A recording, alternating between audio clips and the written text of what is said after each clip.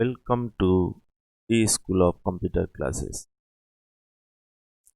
একাদশ শ্রেণীর modern computer application এবং কম্পিউটার সায়েন্স ছাত্রছাত্রীদের প্রথম অধ্যায় অর্থাৎ evolution of computer and computer অর্গানাইজেশনের অষ্টম ভিডিওতে সবাইকে স্বাগতম। আজকের topic primary memory, secondary memory এবং বাস, অর্থাৎ কম্পিউটারে ব্যবহৃত বিভিন্ন ধরনের মেমোরি এবং কম্পিউটারে ব্যবহৃত বাস সম্বন্ধে আমরা জানব। প্রথম অধ্যায়ের আজকে হচ্ছে শেষ ভিডিও।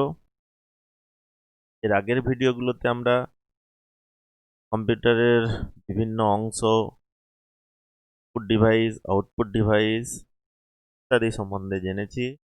এই অধ্যায়ের বা এই চ্যাপ্টারের শেষ অংশ আমরা জানব। মেমোরি ইউনিট কম্পিউটারের যে অংশে কোনো ডাটা এবং ইনফরমেশনকে অস্থায়ীভাবে বা টেম্পোরারিলি বা স্থায়ীভাবে পার্মানেন্টলি সঞ্চয় করে রাখা হয়, সেই সঞ্চয় অংশকে মেমোরি ইউনিট বলে। অর্থাৎ কম্পিউটারের যে অংশে যে কোনো ডাটা বা ইনফরমেশনকে আমরা পার্মানেন্টলি অথবা টেম্পোরারি যে কোনোভাবেই সঞ্চয় করে রাখি, সেই অংশটাই হচ্ছে মেমোরি ইউনিট বলি আমরা। কম্পিউটারে আমরা যখন ব্লক ডায়াগ্রাম দেখেছিলাম, সেখানে মেমোরি ইউনিট দুটো ভাগ ছিল। একটা প্রাইমারি মেমোরি বা মেন মেমোরি অংশ ছিল, আর একটা সেকেন্ডারি মেমোরি বা স্টোরেজ ডিভাইস ছিল। আমরা কম্পিউটারের যদি কম্পিউটার মেমোরির যদি শ্রেণীবিভাগ দেখি, অর্থাৎ কত ধরনের মেমোরি কম্পিউটারে ব্যবহার করা হয়, সেই অনুযায়ী আমরা দেখতে পাবো primary memory, secondary memory, cache memory এবং ফ্ল্যাশ মেমোরি। অর্থাৎ কম্পিউটারের মেমোরি, যে সমস্ত মেমোরি ব্যবহার করা হয়, সেগুলোকে আমরা চার ভাগে ভাগ করতে পারি। প্রাইমারি মেমোরি বা মেন মেমোরি যেটাকে আমরা বলেছিলাম, সেকেন্ডারি মেমোরি যেটাকে স্টোরেজ ডিভাইস বলা হয় বা স্টোরেজ ইউনিট বলা হয়, ক্যাশ মেমোরি একটা নতুন ধরনের মেমোরি যেটা বর্তমান কম্পিউটারে ব্যবহার করা হয়, এবং ফ্ল্যাশ মেমোরি যেটা বর্তমানে হিউজ পরিমাণে ব্যবহার করা হয় ডাটা থেকে অন্য জায়গায় নিয়ে যাওয়ার জন্য, যেটাকে আমরা পেন ড্রাইভ বলি। প্রাইমারি মেমোরিকে আমরা আবার দুভাগে ভাগ করতে পারি, হচ্ছে র্যাম এবং রম। র্যান্ডম অ্যাক্সেস মেমোরি পুরা নাম, এবং রম রিড অনলি মেমোরি। প্রাইমারি মেমোরির দুটো ভাগ, র্যাম এবং রম, রিড অনলি মেমোরি এবং র্যান্ডম অ্যাক্সেস মেমোরি। এগুলো সম্বন্ধে ডিটেলস আমরা পরে জানছি। এখন জাস্ট শ্রেণী বিভাগটা আমরা দেখে নিচ্ছি। প্রাইমারি মেমোরিকে তাহলে আমরা দুটো ভাগে ভাগ করি, র্যাম এবং রম। র্যামকে আমরা আবার দুভাগে ভাগ করতে পারি, একটা হচ্ছে এসর্যাম বা স্ট্যাটিক র্যাম বলা হয়, static random access memory. DRAM dynamic random access memory বা ডাইনামিক র্যাম বলা। এসর্যাম এবং ডির্যাম একই রকমভাবে রমকে আমরা চার ভাগে ভাগ করতে পারি, PROM programmable read only memory, EPROM erasable programmable read only memory, double EPROM বা স্কোয়ার পিরম বলা হয়, electrically erasable programmable read only memory, UVPROM বা ultraviolet programmable read only memory. এই চার ভাগে আমরা রমকে ভাগ করতে পারি, PROM programmable read only memory, EPROM erasable programmable read only memory, double EPROM square PROM electrically erasable programmable read only memory, এবং ইউভিপ্রম বা ultraviolet for programmable read only memory. একই রকমভাবে সেকেন্ডারি মেমোরিকে আমরা দুভাগে ভাগ করতে পারি, কি হিসাবে ডাটাটা স্টোর হবে তার উপর ডিপেন্ড করে, কোন মাধ্যমে ডাটা স্টোর করা হয়, সেটা হচ্ছে ম্যাগনেটিক মেমোরি এবং অপটিক্যাল মেমোরি। সেকেন্ডারি মেমোরিকে আমরা দুভাগে ভাগ করতে পারি। আরেকটা জিনিস বা আরেকটা বিশেষ বৈশিষ্ট্যের উপরে দুরকমভাবে ভাগ করা যায়, কিভাবে ডাটা অ্যাক্সেস করা হয়, সেটা আমরা পরে যখন ডিটেলসে পড়বো সেখানে জানবো। সেটা হচ্ছে সিরিয়াল অ্যাক্সেস এবং ডাইরেক্ট অ্যাক্সেস। যদিও ডাটা এমনভাবে বা কোন মাধ্যমে স্টোর করা হবে বা সঞ্চয় করে রাখা হবে তার উপর ভিত্তি করে সেকেন্ডারি মেমোরিকে দুভাগে ভাগ করা যায়, হচ্ছে ম্যাগনেটিক মেমোরি, একটা অপটিক্যাল মেমোরি। ম্যাগনেটিক মেমোরি দু রকমের আছে, ফ্লপি ডিস্ক এবং হার্ড ডিস্ক। কম্পিউটারের প্রধান যদি স্টোরেজ ডিভাইস বলি আমরা, সেটা হচ্ছে হার্ড ডিস্ক। অপটিক্যাল মেমোরি চার রকমের পাওয়া যায়, CD, compact disc, DVD, digital versatile disc এবং ব্লুরে ডিস্ক। এই হলো একটা কম্পিউটারের শ্রেণীবিভাগ। এই মেমোরিগুলো সম্বন্ধে এবার আমরা ডিটেলস জানবো। অর্থাৎ মেমোরি 4 ধরনের মেমোরি কম্পিউটারে ব্যবহার করা হয়: primary memory, secondary memory, cache memory এবং ফ্ল্যাশ মেমোরি। প্রাইমারি মেমোরির দুটো ভাগ, র্যাম এবং রম, র্যান্ডম অ্যাক্সেস মেমোরি এবং রিড অনলি মেমোরি। র্যামের দুটো ভাগ আছে: এস র্যাম মানে static RAM, D RAM, dynamic RAM. রমের 4 ভাগ: PROM, EPROM, double EPROM, UVPROM. Secondary memory দুভাগে ভাগ করতে পারি: ম্যাগনেটিক মেমোরি, তার উদাহরণ ফ্লপি ডিস্ক, হার্ড ডিস্ক, এবং অপটিক্যাল মেমোরি আছে সিডি, ডিভিডি, ব্লুরে ডিস্ক। এইগুলোকে আমরা এবারে বিশেষভাবে বা ডিটেলস পড়ব। প্রথম যেটা আমরা পড়ব প্রাইমারি মেমোরি বা মেইন মেমোরি যেটাকে বলি। প্রসেসর মানে সিপিইউ যখন কোনো কাজ করে তখন সেই কাজের জন্য প্রয়োজনীয় নির্দেশ এবং ডাটা যে জায়গাতে রাখা থাকে তাকে বলা হয় প্রাইমারি মেমোরি। অর্থাৎ সিপিইউ প্রসেস করার সময় বা প্রসেসর প্রসেস করার সময় প্রয়োজনীয় নির্দেশ এবং ডাটা এই প্রাইমারি মেমোরিতে কিন্তু রাখা থাকতে হয়। অর্থাৎ এখান থেকেই ডাটা নিয়ে প্রসেসর প্রসেস করে। এই মেমোরি কিন্তু অস্থায়ী বৈশিষ্ট্য আমরা যদি দেখি, এই মেমোরি অস্থায়ী, অর্থাৎ কাজ শেষ হয়ে গেলে বা বিদ্যুৎ প্রবাহ বন্ধ হয়ে গেলে বা কম্পিউটার বন্ধ হয়ে গেলে এই মেমোরি থেকে ডাটা এবং নির্দেশ সম্পূর্ণরূপে কিন্তু মুছে যায়। এই জন্য এটাকে টেম্পোরারি মেমোরি বলা হয়। অর্থাৎ বিদ্যুৎ সরবরাহ বন্ধ হয়ে গেলে বা যদি কম্পিউটার বন্ধ করে দিই, এর মধ্যে যে সমস্ত ডাটা বা ইনফরমেশন থাকবে এগুলো কিন্তু সম্পূর্ণভাবে মুছে যায়। সেই জন্য এটাকে অস্থায়ী মেমোরি বলা হয়। এই মেমোরিতে তথ্য অত্যন্ত দ্রুত গতিতে আদান প্রদান করা হয়। অর্থাৎ এর মধ্যে ডাটা রাখা যেটাকে আমরা রাইট অপারেশন বলি, এবং এখান থেকে ডাটা পড়া যেটাকে আমরা রিড অপারেশন বলি, এই দুটো কাজই কিন্তু অত্যন্ত দ্রুত গতিতে প্রাইমারি মেমোরিতে। কারণ এখান থেকেই ডাটা সিপিইউকে যাবে, আবার সিপিইউ ডাটা প্রসেস হওয়ার পর এই মেমোরিতেই ফিরে আসবে। সেই জন্য এর অ্যাক্সেস স্পিড অর্থাৎ রিড রাইট ক্ষমতা বা রিড রাইট স্পিড একটু দ্রুতই হয়, যার ফলে কম্পিউটারের স্পিড বাড়তে থাকে। এই মেমোরির দাম তুলনামূলকভাবে যে সমস্ত মেমোরি দেখলাম তার থেকে একটু দাম বেশি হয়। প্রাইমারি মেমোরিকে আমরা একটু আগেই দেখলাম যে ছকের সাহায্যে দেখছিলাম আমরা দুভাগে ভাগ করা যায়: র্যান্ডম অ্যাক্সেস মেমোরি বা র্যাম এবং রম রিড অনলি মেমোরি। যেহেতু প্রসেসর অত্যন্ত দ্রুত কাজ করে তাই তাকে অত্যন্ত দ্রুত হারে ডাটা কিন্তু দিতে হবে।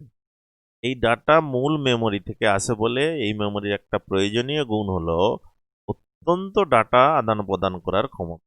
অর্থাৎ প্রসেসরকে যত দ্রুত ডাটা দিতে পারবে প্রসেসর কিন্তু তত দ্রুত গতিতে ডাটা প্রসেস করতে পারবে। সেই জন্যই মেমোরির একটা অত্যন্ত বা প্রয়োজনীয় বৈশিষ্ট্য থাকতে হবে যাতে করে দ্রুত ডাটা আদান প্রদান করতে পারে।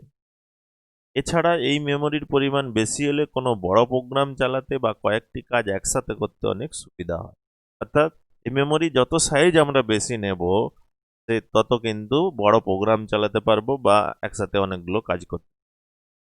সাধারণত প্রাইমারি মেমোরি বলতে কিন্তু আমরা র্যামকে, র্যান্ডম অ্যাক্সেস মেমোরি, আমরা মোবাইল বর্তমানে যখন মোবাইল কিনি তখন র্যামের সাইজটা দেখে নিই বা কম্পিউটার কিনলে র্যামের সাইজ আমরা দেখি। অর্থাৎ বড় যত র্যাম হবে তাতে বেশি বড় প্রোগ্রাম চালাতে পারবো বা একসাথে অনেকগুলো কাজ করতে পারবো, যাতে সিপিইউ দ্রুত ডাটা পেতে পারে।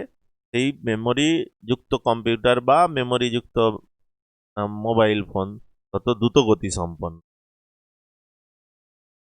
তো র্যাম আর রম, এরপর আমরা এই দুটো জিনিস নিয়ে পড়বো। RAM random access memory. RAM হলো এমন একটি ক্ষেত্র বা এমন একটা মেমোরি যেখানে ইনপুট ডিভাইস থেকে আগত সমস্ত নির্দেশ বা তথ্য জমা। কম্পিউটারের প্রাইমারি মেমোরি বলতে কিন্তু এই র্যামকেই বোঝানো। প্রাইমারি মেমোরি বা মেন মেমোরি অ্যাকচুয়ালি র্যাম। যখন আমরা ওই জন্য মোবাইল কিনি বা কম্পিউটার কিনি, র্যামের সাইজ বা কত ডাটা র্যাম স্টোর করে রাখতে পারবে সেটা আমরা দেখি। যত বেশি পরিমাণ র্যাম থাকবে কম্পিউটারে সেই কম্পিউটারের স্পিড বা গতি অনেক বেশি হবে। মাইক্রোপ্রসেসর মতোই হলো এক ধরনের ইন্টিগ্রেটেড সার্কিট। অর্থাৎ সিপিইউ যে প্রসেসর তাকে আমরা মাইক্রো কম্পিউটার বলি, অর্থাৎ মাইক্রো প্রসেসর যুক্ত কম্পিউটার, সেই জন্য মাইক্রো কম্পিউটার বলা হয়। সেই মাইক্রো প্রসেসর মতোই হলো এক ধরনের এটা কিন্তু আইসি, ইন্টিগ্রেটেড সার্কিট, যাতে অসংখ্য ট্রানজিস্টর এবং ক্যাপাসিটার থাকে। অর্থাৎ অসংখ্য ট্রানজিস্টর এবং ক্যাপাসিটার নিয়ে কিন্তু র্যাম তৈরি হয়। এই ট্রানজিস্টর ও একটা ক্যাপাসিটার নিয়ে একটা কোষ বা সেল তৈরি হয়। অর্থাৎ একটা ট্রানজিস্টর এবং ক্যাপাসিটর নিয়ে মেমোরি সেল বা কোষ তৈরি হয়। এরকম অজস্র কোষের মধ্যেই কিন্তু ডাটা সঞ্চয় করে রাখা হয়। এই কোষ থেকে ডাটা পড়তে 1 সেকেন্ডের 1 কোটি ভাগের 1 ভাগেরও কিন্তু কম সময় লাগে। অর্থাৎ 1 সেকেন্ডে 1 কোটি ভাগ যদি করি, সেই তার 1 ভাগেরও কম সময় লাগে ডাটা পড়তে, রিড করতে। তো র্যাম দু ধরনের। বৈশিষ্ট্য আমরা দেখে নিই, তারপরে ভাগটা দেখছি। আমরা অলরেডি ভাগটা দেখে নিয়েছি। বৈশিষ্ট্য: এই মেমোরি অস্থায়ী, অর্থাৎ র্যাম প্রাইমারি মেমোরি বলতে যেহেতু র্যামকেই বুঝি, অর্থাৎ র্যামও একটা অস্থায়ী মেমোরি। র্যান্ডম অ্যাক্সেস, অর্থাৎ বিদ্যুৎ সংযোগ বন্ধ হয়ে গেলে কিন্তু এই মেমোরি থেকে ডাটা এবং নির্দেশ সম্পূর্ণরূপে মুছে যায়। টেম্পোরারি মেমোরি বলা হয় র্যামকে। 2 নাম্বার, এই মেমোরি থেকে যে কোনো তথ্য পড়া এবং লেখা উভয় প্রকার কাজই করা যায়। ওই জন্য র্যান্ডম অ্যাক্সেস বা রিডও করা যায় এবং রাইটও করা যায়। রিড রাইট দুটো কাজই কিন্তু র্যামে করা সম্ভব হয়। 3 নাম্বার, র্যামকে ভোলাটাইল মেমোরিও বলা হয়। অর্থাৎ র্যামের মধ্যে কোনো ডাটা যেহেতু বিদ্যুৎ সরবরাহ বন্ধ হয়ে গেলে র্যাম থেকে সমস্ত ডাটা মুছে যায়, সেই জন্য কি হয়, র্যামকে ভোলাটাইল মেমোরি বলা হয়, যেহেতু ডাটা সমস্ত প্রকার মুছে যায়। কম্পিউটারের প্রাইমারি মেমোরি বলতে আমরা এই জন্য বলছি র্যামকেই বোঝায়। অর্থাৎ র্যান্ডাম অ্যাক্সেস অর্থাৎ রিড রাইট দুটো অপারেশনই করে যায়, সেই জন্য প্রাইমারি মেমোরি বলতে আমরা র্যামকেই কিন্তু বুঝি। প্রাইমারি মেমোরি বললে হয়তো দোকানদারও বুঝতে নাও পারে, তো সেক্ষেত্রে আমরা র্যামই বলবো। র্যামের একটা নির্দিষ্ট সাইজ হয়, এখন 2 GB RAM, 4 GB RAM, 8 GB RAM কম্পিউটারে যোগ করা হয় যাতে কম্পিউটারের স্পিড অনেক বাড়ে। এরপর দেখবো আমরা র্যামের প্রকারভেদ, অর্থাৎ টাইপস অফ র্যাম। দু ধরনের র্যাম আমরা অলরেডি দেখে নিয়েছি ছকের সাহায্যে। একটা হচ্ছে এসর্যাম, স্ট্যাটিক র্যাম বলা হয়, বা static random access. Full form যদি পড়ি আমরা, স্ট্যাটিক র্যান্ডাম অ্যাক্সেস মেমোরি। এবং ডির্যাম, ডাইনামিক র্যাম বা ডাইনামিক র্যান্ডাম অ্যাক্সেস মেমোরি। এসর্যামের আমরা যদি বৈশিষ্ট্য দেখি, static RAM.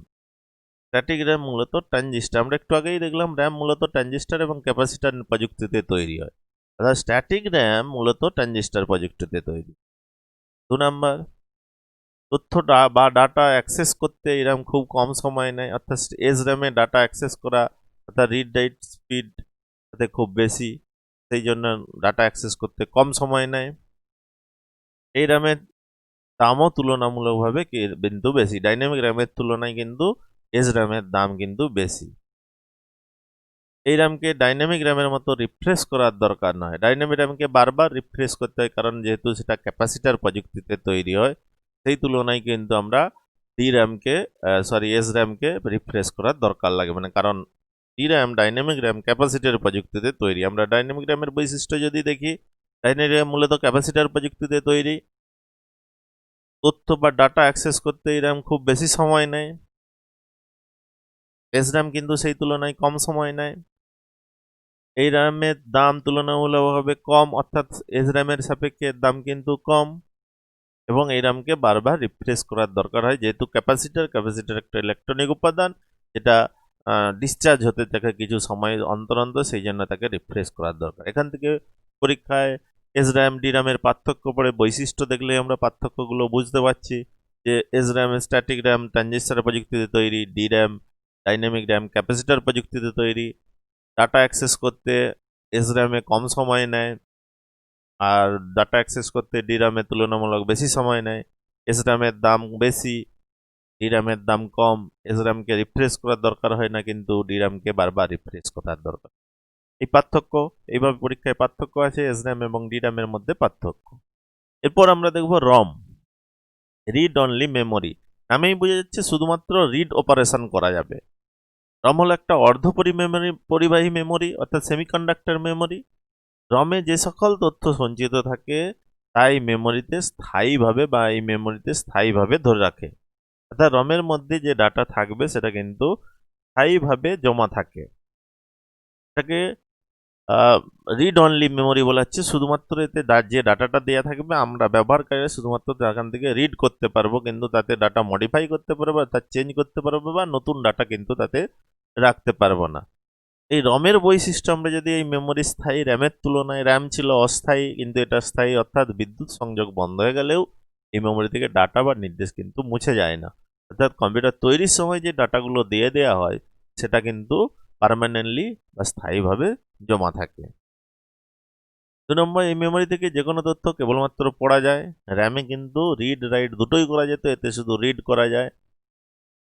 রমকে non volatile memory বলা হয়।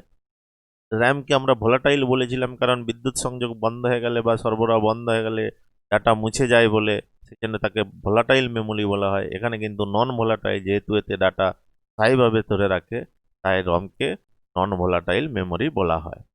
রমের প্রকারভেদ যদি আমরা দেখি, রম 4টা শ্রেণীতে ভাগ করা যায়, সেটা আমরা ছকের সাহায্যেই দেখেছিলাম। এখান থেকেও কোশ্চেন একটা আছে, র্যাম এবং রমের পার্থক্য পড়ে। র্যাম অস্থায়ী, রম স্থায়ী মেমোরি। র্যামে তথ্য বা ডাটা রিড এবং রাইট দুটো কাজই করা যায়, কিন্তু রমে শুধুমাত্র রিড করা যায় তথ্য বা ডাটা রিড করা যায়। র্যামকে নন ভোলাটাইল মেমোরি বলা হয়, রমকে নন ভোলাটাইল মেমোরি বলা হয়। তাহলে এই পার্থক্য তিনটে, আমরা তিনটে বৈশিষ্ট্য দেখেছিলাম, সেখানেও তিনটা পার্থক্য আমরা লিখে দিতেই পারি এই বৈশিষ্ট্য অনুযায়ী। এরপর আমরা যেটা দেখব, রমের প্রকারভেদ। রমকে 4টা শ্রেণীতে ভাগ করা যাচ্ছে, যেটা আমরা ছকেও দেখেছিলাম। নম্বর হচ্ছে পিরম, পুরো নাম এখান থেকে কোশ্চেন আসে, প্রোগ্রামেবল রিড অনলি মেমোরি। একটা বিশেষ প্রোগ্রামের দ্বারা এই র্যামগুলো লেখা হয়, সেই জন্য প্রোগ্রামেবল রিড অনলি মেমোরি বলা হয়। 2 নম্বর, EPROM, erasable programmable read only memory, অর্থাৎ মোছা যায় এই প্রোগ্রামিংগুলোকে।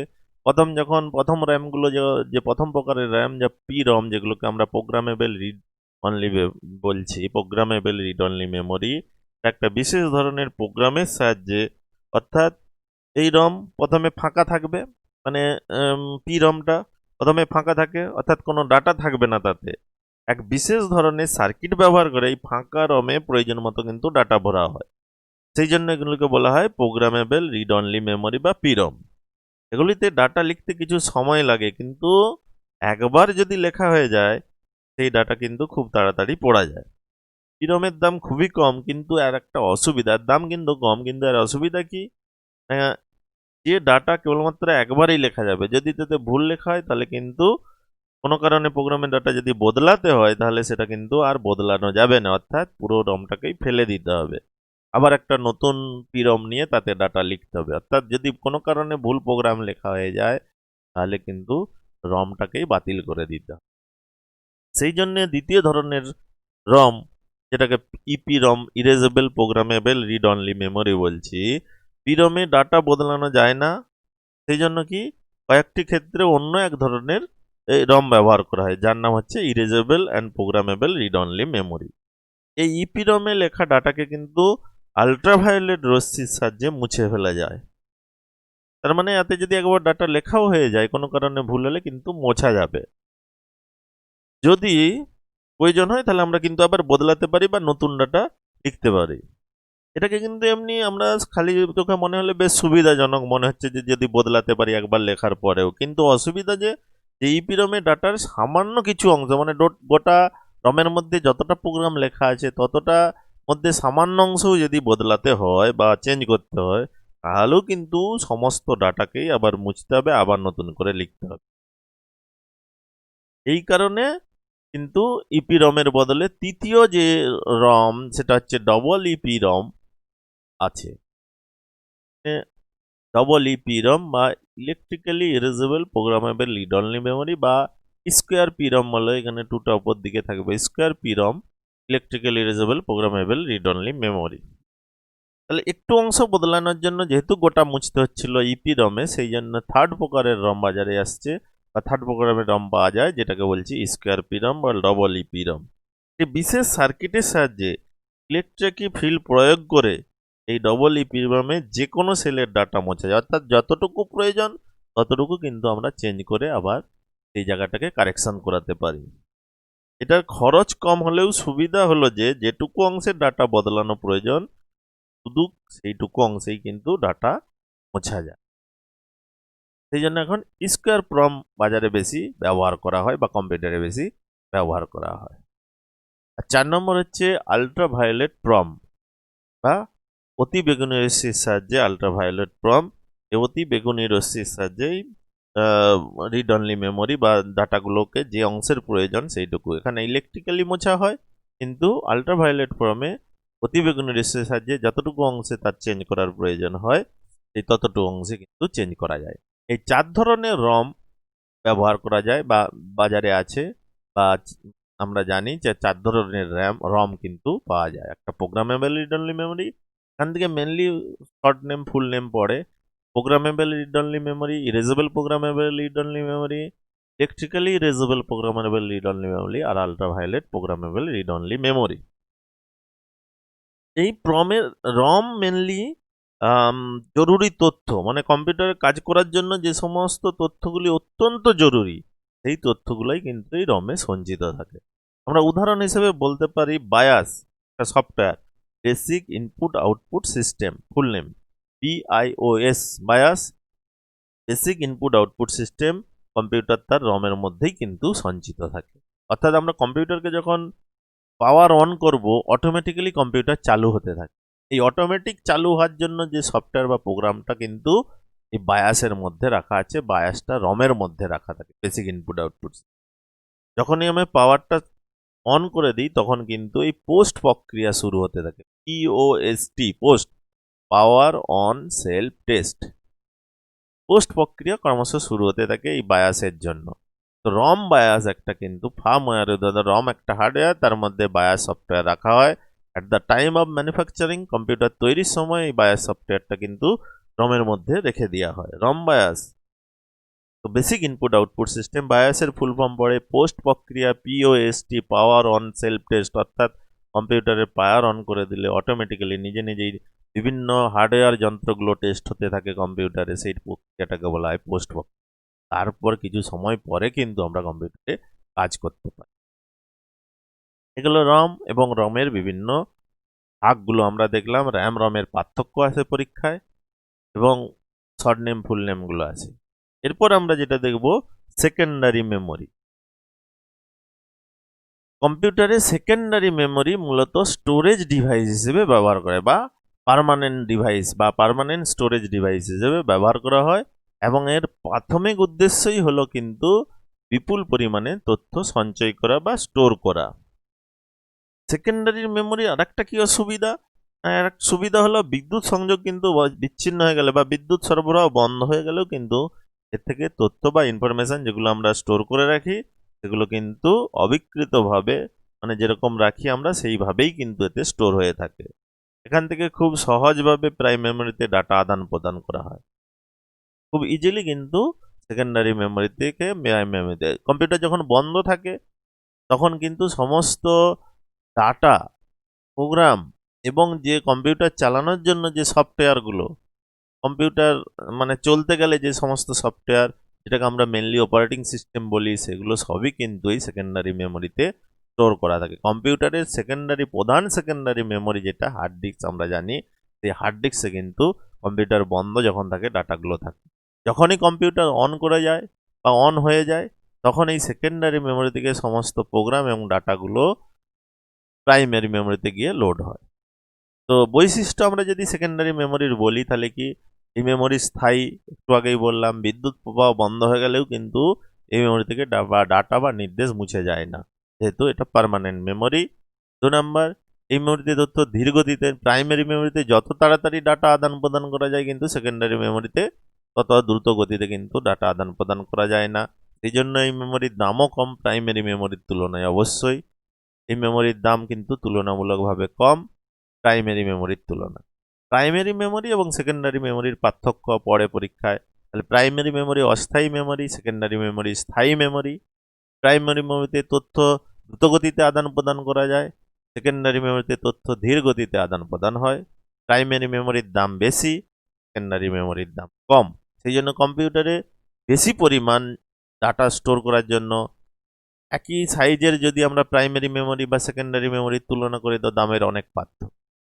একটা 2 GB মেমোরির দাম যত, সেখানে আমরা 500 GB হার্ড ডিস্কের দাম সেই দামে পেয়ে যাই।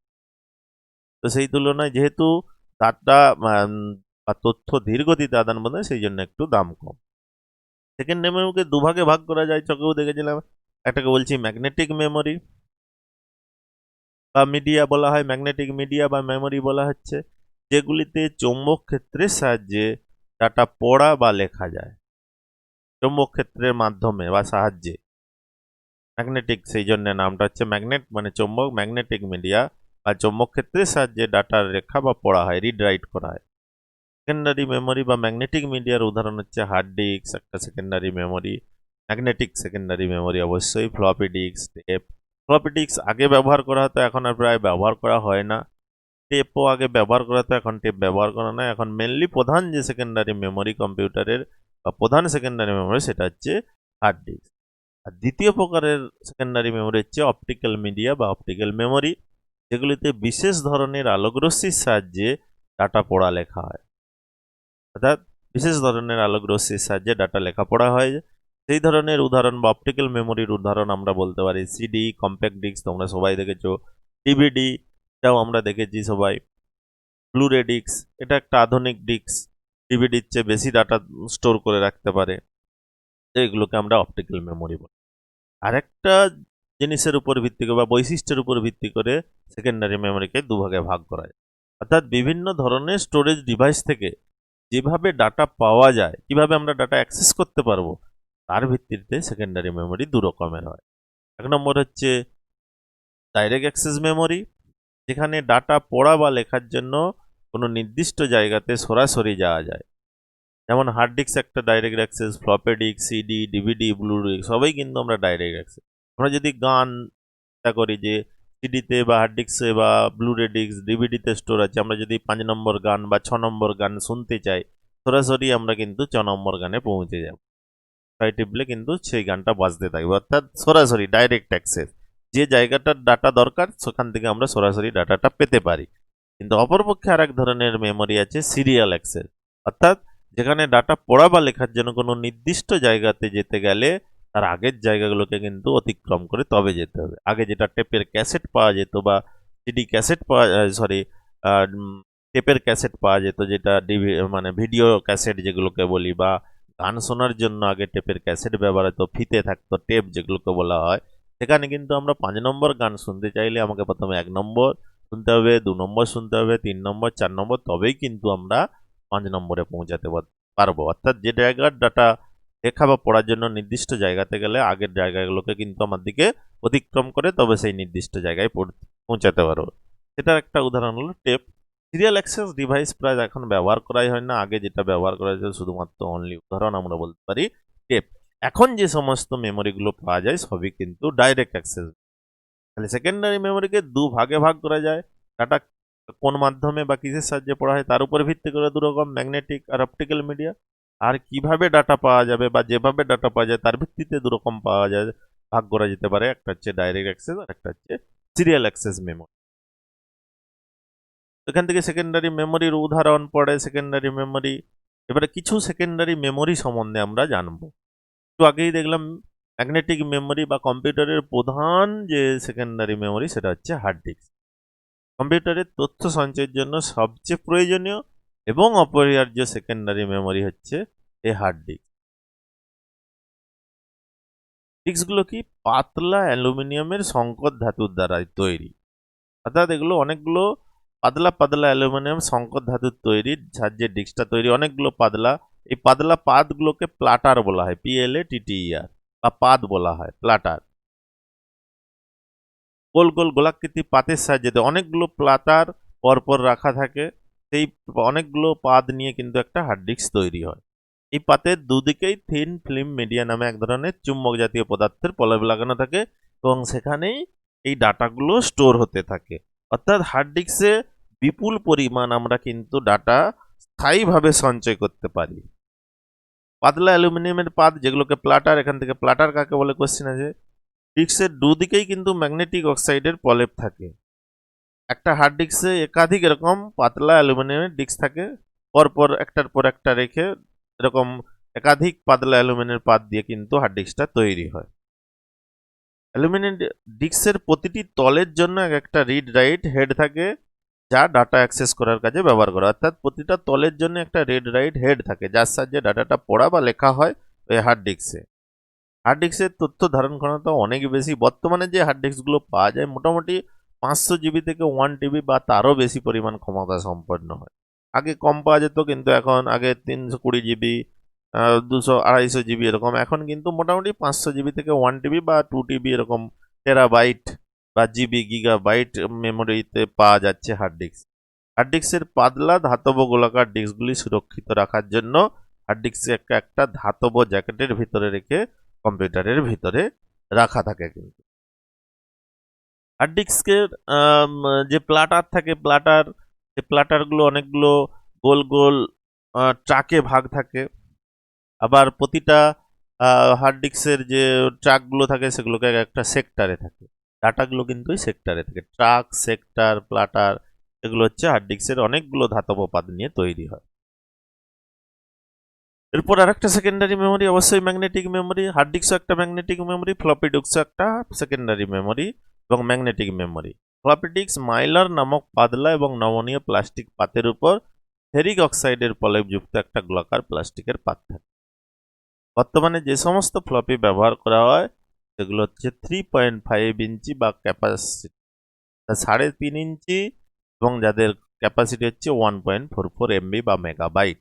অর্থাৎ বর্তমানে যে সমস্ত ফ্লপি পাওয়া যায় তার সাইজ 3.5 ইঞ্চি, 3.5 ইঞ্চি অথবা এরকম 3.1-2 ইঞ্চি, 3.5, এবং যাদের ক্যাপাসিটি বা ধারণ ক্ষমতা মাত্র 1.44 MB। সেই জন্য বর্তমানে ফ্লপি ডিস্কের ব্যবহার প্রায় এত কম জায়গা সম্বন্ধ। এখন আমরা পেন ড্রাইভ ব্যবহার করি, মেমোরি চিপ ব্যবহার করি, তার সাইজ অনেক বেশি। 4 জিবি, 8 জিবি, 16 জিবি, 64 জিবি পর্যন্ত পেন ড্রাইভ পাওয়া যাচ্ছে। তো সেই তুলনায় এত কম সাইজের ফ্লপি ডিস্ক ব্যবহার করা, যেখানে ফ্লপি ডিস্কের দাম 15-20 টাকা করে, যেখানে মাত্র 1.4, এক একটা গানেরই কিন্তু 4 MB 5 MB জায়গা দেবে। সেখানে একটা ফ্লপি ডিস্ক একটা গানও আমরা স্টোর করে রাখতে পারবো। এই জন্য বর্তমানে ফ্লপি ডিস্কের ব্যবহার কিন্তু প্রায় উঠেই গেছে। সিডি একটা অপটিক্যাল মেমোরি আমরা দেখেছিলাম, অপটিক্যাল পুরো নাম হচ্ছে কম্প্যাক্ট ডিস্ক। সিডি দেখতে কি 12 সেমি ব্যাসের একটি বৃত্তাকার পাতের মতো, 12 সেমি ব্যাস বৃত্তাকার পাতের মতো, এবং পলিকার্বনেট প্লাস্টিক দিয়ে তৈরি, এবং পাতটির একদিকে একটি চকচকে অত্যন্ত পাতলা অ্যালুমিনিয়ামের পাত। আমরা সিডি নিয়ে দেখলেই বোঝা, একদিকটা অত্যন্ত চকচক করছে, অন্য দিকটা একটু ঘষা বা এবড়ো খেবড়ো আমরা মনে হয়, এত পাতলা এবং চকচক করে না। তো যেদিকটা চকচক করে সেই দিকেই কিন্তু অ্যাকচুয়ালি ডাটাটা রাখা হয়, এবং সেটা পলিকার্বনেট প্লাস্টিক দিয়ে তৈরি, এবং পাতের একটা অত্যন্ত অ্যালুমিনিয়ামের পাত লাগানো থাকে ওই সিডিতে, সেই দিকে কিন্তু ডাটাগুলো স্টোর করা হয়। সিডি বাজারে 3 রকম পাওয়া যায়। আমরা জানি সিডি 3 রকম। কোনো সিডির উপরে লেখা থাকে দেখবে একরকম CD ROM, compact disc, read only memory. এই ধরনের সিডিতে আগে থেকেই ডাটা লেখা থাকে। এই ধরনের সিডি থেকে শুধু ডাটা পড়া যায়, সে লেখা কিন্তু যায় না। অর্থাৎ ডাটা ভরা অবস্থায় বাজারে বিক্রি করা হয়। যেমন গানের সিডি, অডিও সিডি হয়, বা প্রোগ্রাম বা সফটওয়্যারের সিডি, তাতে আগে থেকে ডাটা ভরা থাকে। আমরা কিন্তু সেই ডাটা বদলাতে পারবো না বা মুছে নতুন ডাটা লিখতে পারবো না। গানের সিডি, সিনেমার সিডি এগুলো কিন্তু সব সিডি রম, আগে থেকেই লেখা থাকে, শুধু সেখান থেকে রিড করা যাবে, তাতে কোনো লেখা যাবে না। তো একরকম এই ধরনের এক রকমের সিডি বাজারে পাওয়া যায়। দ্বিতীয় আর এক ধরনের সিডি পাওয়া যায় সিডি আর, রেকর্ডেবল। অর্থাৎ এই ধরনের সিডিতে আমরা সিডি রাইটারের দ্বারা লিখতে বা রাইট করতে পারি। অর্থাৎ ব্লাঙ্ক সিডি যাকে আমরা বলি, বাজারে ব্লাঙ্ক সিডি কিনতে পাওয়া যায় সিডি রাইটারের দ্বারা। তাই ব্লাঙ্ক সিডিতে কিন্তু ডাটা লেখা যাবে, কিন্তু একবারই লেখা যাবে। একবার লেখা গেলে কিন্তু সেটা মোছা যাবে না, শুধু তা থেকে পড়া যাবে। অর্থাৎ আমরা বাজার থেকে খালি কিনে এনে তাতে সিডি রাইটার দ্বারা একবারই লিখতে পারবো। পরে যদি সেটা মোছার দরকার হয় সেটাও কিন্তু মোছা যাবে না। সেই জন্য সিডির ব্যবহারও কিন্তু আস্তে আস্তে কমে গেছে। আরেক ধরনের পায় সিডি RW। সিডি আর যেটা ব্লাঙ্ক সিডি বলছি, রেকর্ডেবল, সেটা একে নট রিরাইটেবল সিডিও বলা হয় অবশ্য। অর্থাৎ নন রিরাইটেবল সিডি, অর্থাৎ তাতে যেহেতু রিরাইট করা যাবে না, বারবার লেখা যাবে না, সেই জন্য নন রিরাইটেবল সিডি বলা হয়। সিডি RW এই ধরনের সিডিতে আমরা সিডি রাইটারের দ্বারা বারবার তথ্য লিখতে পারি, মুছতে পারি। অর্থাৎ সিডিতে তথ্য লেখা পড়া দুই সম্ভব হয়ে যায়। প্রয়োজনে আমরা মুছে দিতে পারি, যেমন আমরা পেন ড্রাইভ বা চিপে করি। আগে কিছু ডাটা ছিল, মুছে দিয়ে আবার নতুন ডাটা হতে এই সিডি RW-তে। এগুলোর দাম অনেক বেশি। সিডিআর এর দাম সেই তুলনায় 10 টাকা 12 টাকায় সিডিআর পাওয়া যায়, কিন্তু সিডি RW-র দাম রিরাইটেবল সিডি, এটাকে RW রিরাইটেবল সিডি বলা হয়। তো সেই সিডিগুলোর দাম অনেক বেশি। যদিও সিডির একটা ধারণ ক্ষমতা এখন অনেক কম, সিডির ধারণ ক্ষমতা 600 MB, 750 MB বা 650 থেকে 700 MB-র মতো সাইজ জায়গা লাগে সিডিতে, মানে ডাটা আমরা রাখতে পারি, সেই জন্য এত কম ডাটা কিন্তু, সেই জন্য সিডির কম ডাটা যেহেতু রাখা যায়, সিডি ব্যবহারও কিন্তু ধীরে ধীরে কমে যাচ্ছে। তো এরপর আমরা যে অংশটা পড়বো ডিভিডি। সিডির মতোই দেখতে, সিডিতে আমরা বললাম 650 থেকে 700 এমবি ডাটা রাখে, তো সিডির মতোই দেখতে, এতে বেশি পরিমাণ ডাটা স্টোর করা যায়। সিডির তুলনায় ডিভিডির ধারণ ক্ষমতা অনেক বেশি। একটা ডিভিডিতে সাধারণত 4.7 জিবি থেকে শুরু করে 17 জিবি পর্যন্ত স্টোর করা যায়। সেই জন্য সিডি ডিভিডি কিন্তু দাম অনেক বেশি হয়। ডিভিডিও আমরা ওই 3 রকমের পেতে পারি। ডিভিডি রম, যাতে আগে থেকে ভরা অবস্থায় ডিভিডি বাজারে কিনতে পাওয়া যায় ডাটা ভরা অবস্থায়, আমরা সেটাকে বদলাতে পারবো না, সে গানের ডিভিডি বা সিনেমার ডিভিডি পারে, সফটওয়্যার ডিভিডি। আর সিডি ডিভিডি আর যেগুলো একবার লেখা যায়, ডিভিডি রাইটার দরকার লাগবে, সিডির জন্য সিডি রাইটার, ডিভিডির জন্য ডিভিডি রাইটার। আর পাওয়া যায় ডিভিডি আর ডব্লু, যেটাকে বারবার মুছা যায় বা লেখা যায়। তো ডিভিডিও মানে পোর্টেবল, এখন অনেক ডিভিডিও ব্যবহার করা হয় না, সেই জন্য পেন ড্রাইভ বেড়ে গেছে, সেই জন্য অনেক পোর্টেবল, মানে এক জায়গা থেকে অনেক সহজে ইজিলি। ডিভিডি হলে আমার অনেকটা তবু জায়গা লাগে, কিন্তু পেন ড্রাইভ ছোট্ট একটা পেনের মতো ডিভাইস, আমরা যে কোনো জায়গায় অনেক বেশি পরিমাণ ডাটা এক জায়গা থেকে অন্য। এই সিডি, ডিভিডি, ফ্লপি ডিস্ক, এগুলো সবই কিন্তু রিমুভেবল ডিভাইস বলা হয়। অর্থাৎ আমরা পকেটে করে নিয়ে গেলাম, সেখানে কাজ করলাম, কাজ করে সেখানে কপি করে রেখে দিয়ে আবার অন্য জায়গায় নিয়ে যেতে ইজিলি আমরা নিয়ে যেতে পারি। তো কম্পিউটারের ভেতরে যে ডিভাইস মানে সেকেন্ডারি মেমোরি থাকে, সেটা বলছি হার্ড ডিস্ক। বাকিগুলো কিন্তু আমরা রিমুভেবল, অর্থাৎ বাইরে লাগিয়ে সেই যন্ত্রগুলোতে ডাটা ভরতে পারি বা সেখান থেকে ডাটা কপি করে কম্পিউটারে নিয়ে যেতে পারি। আরেক ধরনের ডিস্ক আছে যেটাকে ব্লুরে ডিস্ক বলা হয়, যেটা দেখতে ডিভিডির মতোই, কিন্তু ডাটা ধারণ ক্ষমতা অনেক বেশি। ডিভিডির তুলনায় ব্লুরে ডিস্কের ডাটা ধারণ ক্ষমতা অনেক বেশি। প্রতিটি একক লেয়ার, অর্থাৎ দুদিকেই ডাটা স্টোর করা যেতে পারে ব্লুরে ডিস্ক আছে, আর একটা হচ্ছে একদিকে ডাটা স্টোর করা যেতে পারে, এরকম ব্লুরে ডিস্ক আছে। তো একক লেয়ারে ব্লুরে ডিস্কে কিন্তু 25 জিবি পর্যন্ত তথ্য ধারণ করা যেতে পারে। দেখো অপটিক্যাল ডিস্ক, অবশ্যই সিডি ডিভিডি এগুলো সবই কিন্তু অপটিক্যাল ডিস্ক, এগুলো মেনলি ব্যবহার করা হয়। ব্লুরে ডিস্ক হচ্ছে হাই ডেফিনেশন এইচডি ভিডিও, যেগুলোকে আমরা বলি হাই ডেফিনেশন ভিডিওর জন্য, প্লে স্টেশন ও ভিডিও গেমের জন্য এবং অন্যান্য ডাটা সংরক্ষণে কিন্তু এই ব্লুরে ডিস্ক ব্যবহার করা হয়। তো এক লেয়ারের যদি মানে একদিকে যদি আমরা ডাটা স্টোর করি সেগুলো 25 জিবি, আর দুদিকেই হলে সেখানে 50 জিবি পর্যন্ত। বর্তমানে কিন্তু 100 বা 200 গিগাবাইট পর্যন্ত ধারণ ক্ষমতা ব্লুরে ডিস্ক ব্যবহার হচ্ছে। এখানে কিন্তু একটা নীল বেগুনি লেজারের সাহায্যে ডাটাগুলো রিড রাইট করা হয়, সেই জন্য এর নাম হচ্ছে ব্লুরে ডিস্ক। এই গেল সেকেন্ডারি মেমোরির বিভিন্ন মেমোরি সম্বন্ধে বর্ণনা, অর্থাৎ হার্ড ডিস্ক, ফ্লপি ডিস্ক, সিডির আবার 3 রকম বাজারে পাওয়া যায়, CD ROM, CDR, CDR W, DVD, ডিভিডিও রকম 3 রকম পাওয়া যায়, DVD ROM, DVD R, DVD R W এবং ব্লুরে disk. CD DVD Blu-ray disk হচ্ছে অপটিক্যাল মিডিয়া বা অপটিক্যাল মেমোরি, আর হার্ড ডিস্ক ফ্লপি ডিস্ক হচ্ছে সেকেন্ডারি মেমোরি এবং ম্যাগনেটিক মিডিয়া। ক্যাশ মেমোরি, আমরা যখন মেমোরির ভাগটা দেখেছিলাম সেখানে ছিল primary memory, secondary memory, cache memory এবং ফ্ল্যাশ মেমোরি। ক্যাশ মেমোরি একটা উচ্চ গতি সম্পন্ন মেমোরি, যেটা সিপিইউ এবং র্যামের মাঝখানে একটা ছোট্ট দ্রুত গতি সম্পন্ন সিলিকনের তৈরি মেমোরি ব্যবহার করা হয়, যাকে আমরা ক্যাশ মেমোরি। এর প্রধান কিন্তু কাজ হচ্ছে কম্পিউটারের কাজের গতি বৃদ্ধি করার জন্য। আমরা ছবিটা দেখলেই বুঝতে পারছি সিপিইউ এবং র্যাম। আগের যে কম্পিউটারগুলো ছিল শুধু সিপিইউ এবং র্যাম ছিল, এখান থেকেই ডাটা সিপিইউকে যেত, আবার প্রসেস করার পরে কিন্তু র্যামে ফিরে আসতো। এখন বর্তমানে যে কম্পিউটারগুলো তাতে এক্সট্রা একটা মেমোরি ক্যাশ মেমোরি লেখা যায়। কারণ কি না, সিপিইউর স্পিড কিন্তু অনেক বেশি র্যামের তুলনায়। র্যাম যত তাড়াতাড়ি ডাটা সিপিইউকে যোগান দিতে পারবে, সিপিইউ কিন্তু তত তাড়াতাড়ি তার থেকে অধিক দ্রুত গতিতে কিন্তু ডাটা প্রসেস করতে পারে। সেই জন্য পুরানো যে কম্পিউটারগুলো ছিল বা আগের যে কম্পিউটারগুলো, তার গতি একটু কম হতো, কারণ র্যাম সিপিইউকে ডাটা যোগান দিতে পারতো না। সেই জন্য বেশিরভাগ সময়ই কিন্তু সিপিইউ বসে থাকতো। সেই গতিটা যাতে মানে সিপিইউ যাতে না বসে থাকে, তার জন্য আধুনিক কম্পিউটারে এই ক্যাশ মেমোরি বলে একটা নতুন মেমোরি, যার স্পিড সিপিইউর মতো নয় কিন্তু সিপিইউর কাছাকাছি। এই যে সিপিইউ এবং র্যামের যে গতির পার্থক্য, মিসম্যাচ, স্পিডের যে মিসম্যাচ, সেটা কিন্তু রিমুভ করা গেছে এই ক্যাশ মেমোরি। সিপিইউ আর র্যামের মাঝখানে এই ক্যাশ মেমোরি এখন ব্যবহার করা হয়, যার সাহায্যে ডাটা বা কম্পিউটারের স্পিড অনেক বেড়ে গেছে। যখন র্যাম থেকে প্রথমে ডাটা নিয়ে সিপিইউ কাজ করলো, সেই কাজ করার সময় র্যামে কিন্তু ডাটাগুলো ক্যাশ মেমোরিতে দিয়ে থাকে। তো পরের ডাটা যখনই প্রয়োজন হবে সিপিইউ কিন্তু এই ক্যাশ মেমোরি থেকে ডাটা নিতে পারে। ক্যাশ মেমোরি থেকেও নিতে পারে বা সরাসরি র্যাম থেকেও নিতে পারে, দুটো পদ্ধতিই আছে। যখন যেটা হচ্ছে দরকার তখন কিন্তু সে ডাটা ওখান থেকে নিতে পারে। এখানে ক্যাশ হিট ক্যাশ মিট বলে একটা কথা আছে, সিপিইউ যদি ডাটাটা পেয়ে যায় ক্যাশ মেমোরিতে সিএসিএইচই, তাহলে তাকে ক্যাশ হিট বলা হয়। আর সিপিইউ যদি ডাটাটা ক্যাশে না পায় তাকে ক্যাশ মিস বলা হয়।